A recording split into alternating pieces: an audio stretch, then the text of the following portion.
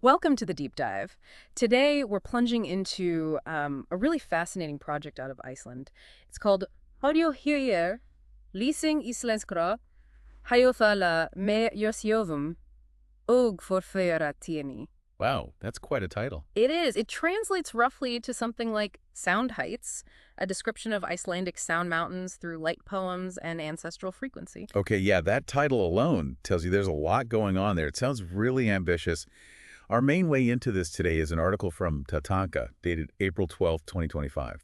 It really breaks down this whole multimedia thing, the artist, the philosophy behind it all. Right. And we've got some info on the 5 main artists in the collective, too. Yeah, the core members. So our goal here is to, really unpack how ◧𗧍𗓓 is taking Icelandic poetry and, well, breathing new life into it using these innovative soundscapes, digital platforms, all that stuff. And connecting it back to Iceland's culture, its landscape, those ancestral roots you mentioned? Exactly. I mean, the name itself, ◧𗧍𗓓, sound heights, and then Icelandic light poems as a subtitle. It just hints at this reaching for something new, doesn't it? Fusing sound and light, or maybe imagery. It really does. It suggests pushing boundaries, artistically speaking. Yeah. And the article connects it directly to Reykjavik's underground electronic scene. Ah, interesting. Yeah, apparently the project tries to capture that specific Reykjavik sound, avant-garde, techno, experimental house, that whole mix. Okay, so let's get into that name first. ◧𗧍𗓓. What's the deeper meaning there, according to the source? Well, hayo is sound. Okay. And higher, that means heights. So literally, Yeah. sound heights. But the idea seems to be about reaching like new sonic peaks, pushing electronic music into these high energy, maybe boundary pushing zones. Pound heights. Pushing boundaries. I like that. And the other part, Íslensk hljóðhæðum, Icelandic light poems. What's the vibe there? Is it about brightness? Clarity? Good question. Yeah. It seems to capture a couple things. One is that kind of ethereal quality you get with Icelandic landscapes. The light there is really unique. Right. And the other is that experimental edge of the electronic scene. So combining yodos, light, and yo, poetry. It really points to this blend of the auditory and maybe the visual or the feeling it evokes. Like seeing the poem through the sound. Kind of, yeah. A blend of senses, perhaps. Yep. Suggests an active experience, not just listening. Cool concept. Okay, so the collective. Right. 5 core members, you said. All with pretty different backgrounds, it sounds like. Let's meet them. First up, Asdís Björnsdóttir, or Asa from Reykjavik. Right, Asa. Growing up in Reykjavik, you get that mix of modern tech and deep Icelandic culture right away. She started with classical piano, apparently quite good. Okay. But then she got pulled into electronic music, influenced by that underground scene we mentioned. So you get this interesting combo. Classical training meets experimental sound design. So structure meets. Exactly. Structure meets freedom, maybe. The article says she weaves Icelandic folk samples into these, futuristic beats. Her music supposedly captures Iceland itself, wild but evolving. Untamed yet evolving. That's evocative. Next is Julia Jagwan Palmadóttir Juju from Akureyri. Her heritage sounds really interesting. Oh, definitely. Very unique. She has Yagan heritage that's an indigenous group from Chile, mixed with Icelandic roots. So she's looking through this dual cultural lens. Wow. Yeah. Apparently she grew up in North Iceland, beautiful nature, but also with cultural teachings from her grandmother, who was a Yagan healer. Musically, she fuses traditional instruments like violin and bass with electronic stuff. Building bridges between those cultures through sound. Precisely. And she's also described as an advocate for indigenous visibility in music today. You can sort of imagine how traditional Yagan rhythms or melodies might subtly weave into her electronic tracks. That must add such a rich layer. Okay, then Eldbjörg Hakonardóttir, Elba from Húsavík, fishing town, right. So sounds of the sea. Exactly. Elba grew up with the ocean always present, but also the sounds of industrial machinery. Kind of contrasting sound worlds. Yeah. Her dad was a sound engineer, introduced her to electronic music early, so she spent time experimenting in his studio. Her music, intense rhythms, heavy hypnotic beats. Right. And lyrics about isolation, raw beauty, nature's power, reflecting that coastal, maybe slightly industrial upbringing. You can almost hear the waves and the machines clashing or merging. Yeah, you paint a picture there. 4th member, Sóley Árnadóttir Sál from Selfoss. Another interesting mix of heritage. Yes, Sál is of mixed Icelandic and Afro-Icelandic descent. Again, a really unique perspective. She grew up with both African drumming rhythms and Icelandic folklore narratives. So how does that translate musically? Well, she blends deep techno grooves, that kind of resonant sound, with the intensity and often syncopated feel of African percussion. Her themes often explore identity, belonging, navigating those cultural landscapes. It's really striking how diverse these backgrounds are. And finally, Asta Gudbjarnardóttir, or Asalif, from 𝗧𝗕, remote play. Very remote, yeah. Northeast Iceland. Her connection is described as really deep with the land and sea there. Ancient Icelandic folk music is a huge influence for her. Okay. Her main instrument is the harp. Oh, interesting. But she uses it unconventionally, mixing it with digital effects to create these really atmospheric, ethereal soundscapes. She's also known for her vocals described as haunting, and she draws on Norse mythology, that kind of mysticism. Wow. So this collective is just a melting pot, different histories, cultures, sounds, all coming together. How does the article describe the project itself, this multimedia release, this poetic ritual? Yeah, it stresses it's not just like an album. It's this intricate weaving of the Icelandic language, its specific sounds and rhythms with these immersive electronic soundscapes and that deep connection to ancestral heritage. It's framed as an experience, something engaging more than just your ears. And they included that Halldór Laxness quote, right, about poetry being essential for survival in Iceland. Exactly. Whoever doesn't live in poetry cannot survive here on Earth. Yeah. Which really hits home how vital poetry is in Icelandic culture. It maybe explains why a project like this, revitalizing it, feels so important there. It makes sense. It's interesting, too, the article mentions the project title being used in a podcast reference. Google's Deep Dive podcast, The Sonic Soul of Iceland, Unpacking Hljóðhæðum and the Rise of Hljóðsál. Huh. That's meta. Right. It suggests the project exists not just as the art itself, but also in the sphere of discussion and exploration, kind of like what we're doing now. Yeah, that's a good point. It shows an intention to engage on multiple levels, reach different audiences through different means. So the article positions Hljóðhæðum as a revival, specifically of audio poetry culture in Iceland. Can you elaborate on that idea? Well, Icelandic poetry has this incredibly long, vital history. From the Eddas way back when, right through to modern experimental stuff. Hljóðhæðum is presented as a kind of rebirth of that tradition. Okay. But seen through this modern lens of sound, music, digital tools. It's taking something ancient and core to the culture and reimagining it for now, for how people listen now. The article breaks down the project into 3 key themes. The first is about how audio poetry itself is developing. How is that changing? It points out that poetry in Iceland was always very alive, very oral. But now, with recording tech, digital media, it's evolving again. You get deeper meaning from the voice itself. The tone, the rhythm, plus the music adds layers. And it makes it more accessible. Definitely. More accessible than just text on a page for many people. Yeah. It kind of brings back that communal storytelling feel, but amplified by modern sound tools. It feels like it's coming full circle, back to the spoken word, but enhanced. Exactly. And there's this whole new generation of Icelandic artists using all sorts of media recordings, music, animation, performance to make poetry something you really hear, feel, experience.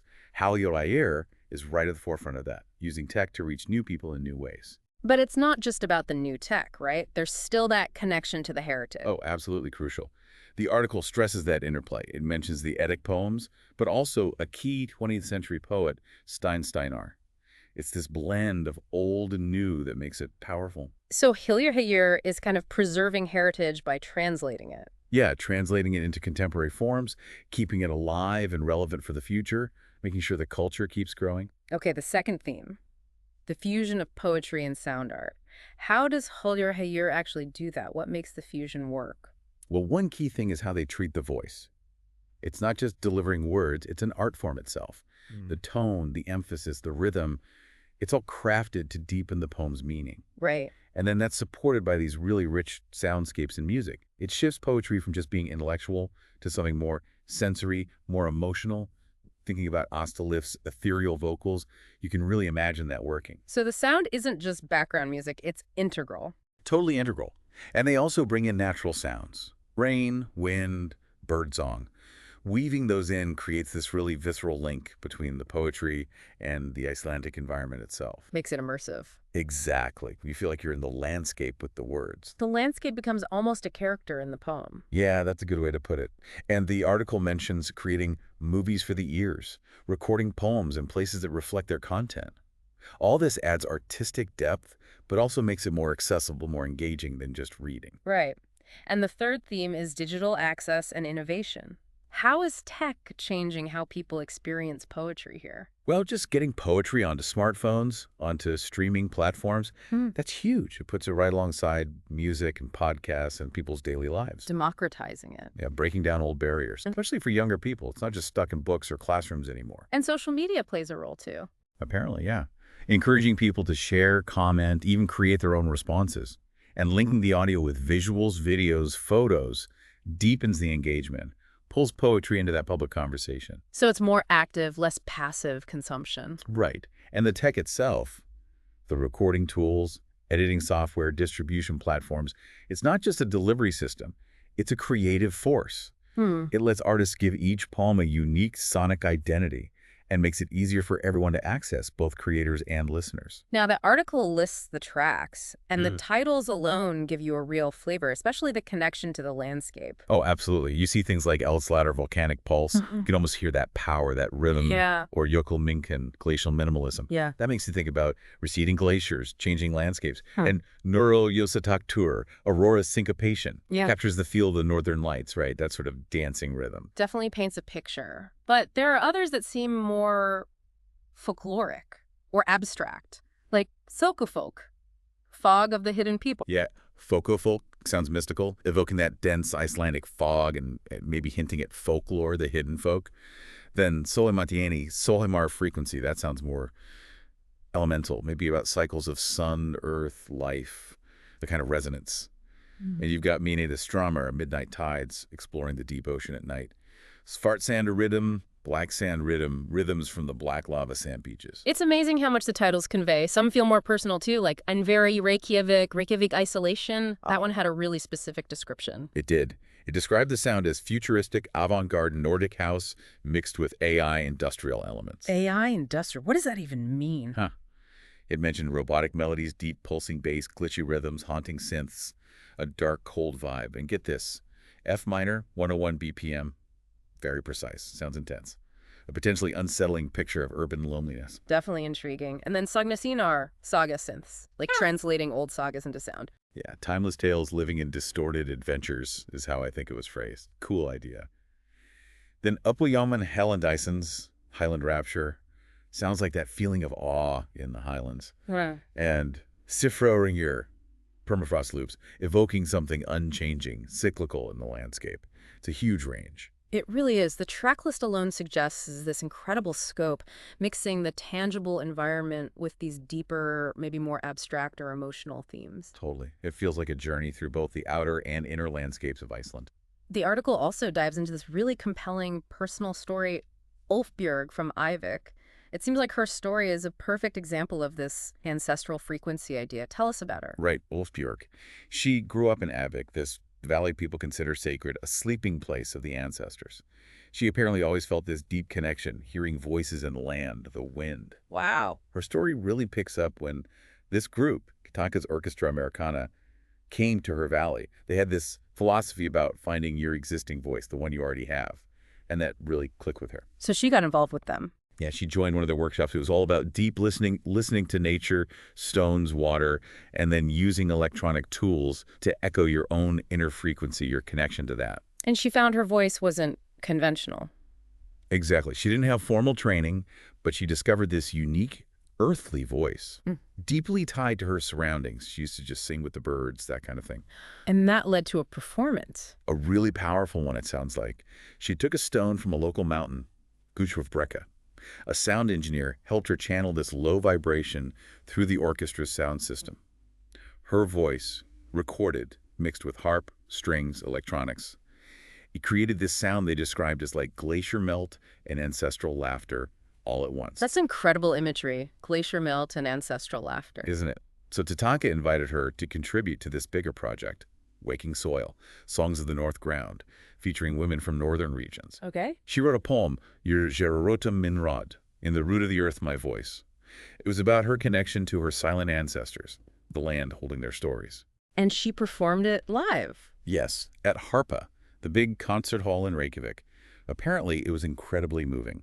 She performed the poem with electric harp and programmed fire frequencies, holding a stone from her valley the whole time. Connecting place, past and present, right there on stage. Absolutely.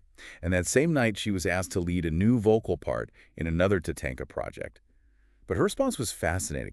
She said she needed to go record the heartbeat of a northern glacier first. Record a glacier's heartbeat. Yeah, because she believed the land itself had stories that needed to be told through sound. So her journey just perfectly embodies that fusion, the deep ancestral connection, the land, and using modern tech to give it voice. Exactly.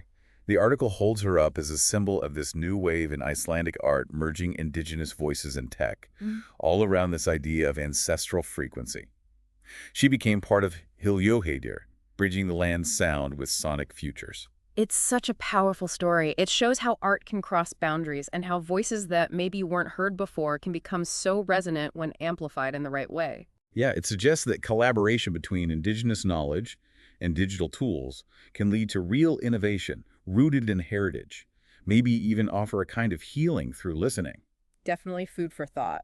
The article also connects Hlaðvarp to the wider Reykjavik underground music scene. What's the picture it paints of that scene? It describes it as much more than just music genres. It's like a lifestyle, an ethos of originality, creative explosion happening outside the mainstream. What kind of sounds are we talking about? A real mix. Noise, dark ambient, post-punk, electronic minimalism, DIY pop.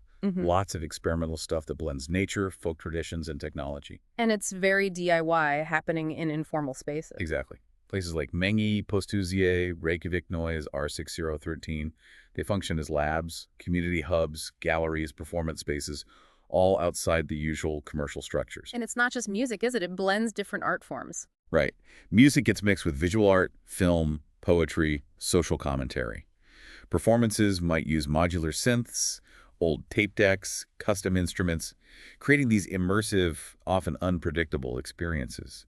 The lines blur. Are there specific artists mentioned as being part of this? Yeah, it names Soli Steff, Oriaya, 𝗑ᗕᗕ𝗕, Madonna plus Child.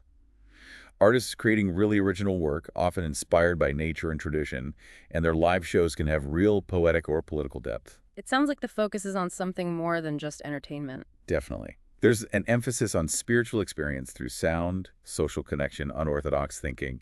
Artists are using music to process things, trauma, heritage, life itself. And even though Reykjavik is small, the scene connects globally. Yeah, there are connections and collaborations with artists in Berlin, Japan, Montreal, other underground hubs. But the article stresses how intimate and accessible the local scene is. You can actually talk to the artists after a show, that kind of direct engagement. So Hlaðvarp isn't just appearing out of nowhere. It's rooted in this really vibrant experimental cultural environment. Precisely. It's part of this ongoing conversation in Reykjavik's underground, where pushing boundaries and exploring new ground is just what they do. Okay, so wrapping up our deep dives today, Hlaðvarp really emerges as this, well, beautiful and pretty groundbreaking project. Yeah, fusing Icelandic poetry with contemporary electronic music in a way that feels deeply connected to the place, the landscape, the heritage. Using traditional forms, but also embracing digital tech, that powerful mix of voice and sound, and making it accessible through streaming and online platforms. Right. And the stories of the artists themselves, their diverse backgrounds, plus that really inspiring journey of 𝗧𝗔𝗔𝗓, it all highlights the power of individual voices and connecting with those ancestral roots in art today. It definitely underscores the vibrancy of that Reykjavik underground scene that it's part of. Absolutely. It's clearly a scene that's looking forward, constantly experimenting. It leaves you thinking, doesn't it? About your own surroundings, your own background, what sounds or stories are hidden there, waiting to be expressed, maybe through new forms, new technology. Yeah. What sound heights could we reach if we listen more deeply to the world around us, maybe the world inside us too? A fascinating question to ponder. Thanks so much for diving deep with us on this one.